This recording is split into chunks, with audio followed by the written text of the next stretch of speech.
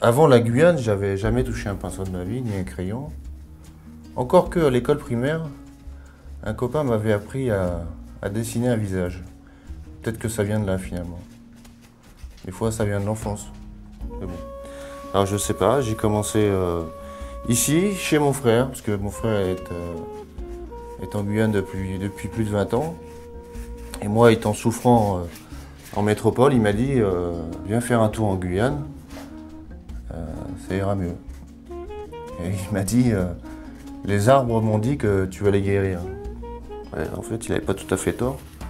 Ça se vérifie aujourd'hui, même si j'ai encore des petits soucis, mais ça va quand même beaucoup mieux. J'ai un trouble bipolaire qui s'est déclaré en 1996 à San Francisco, après un voyage avec mon entreprise. Et puis j'ai connu une vingtaine d'hospitalisations en métropole. Et en 2003, quand je suis arrivé en Guyane, peu de temps après, j'ai été hospitalisé. Le trouble bipolaire, c'est des phases, c'est anciennement maniaco-dépressif. Ce sont des phases d'excitation importantes. Par exemple, vous achetez beaucoup de choses, vous rencontrez beaucoup de monde, vous êtes très actif, hyper actif. Et pour ma part, lors de certaines crises avant de me faire hospitaliser, je peins beaucoup. J'ai fait une rencontre lors de ma première hospitalisation ici, d'une ergothérapeute. Elle a fait exploser quelque chose en moi, une étincelle. Et puis depuis, j'ai jamais arrêté. Ouais, ça m'apaise, c'est une thérapie la peinture.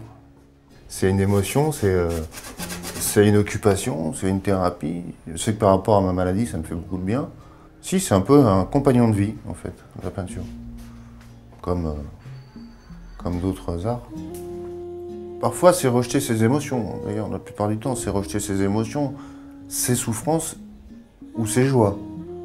J'ai fait un tableau noir, parce que ça n'allait pas dans ma vie à ce moment-là, donc je voyais tout noir. Donc j'ai fait un tableau noir, bon, avec un petit carré vert, parce que je pense qu'il y a toujours un espoir. Et les couleurs, c'est ce qui fait, c'est ce qui représente la diversité des hommes. Enfin, je pense que quand je serai plus là, mes tableaux seront peut-être encore là. Donc, en quelque sorte, ça me prolonge. Je suis un aventurier, en fait. Je suis un aventurier de la peinture, un aventurier de la couleur. Puis j'ai quand même des messages à faire passer aussi.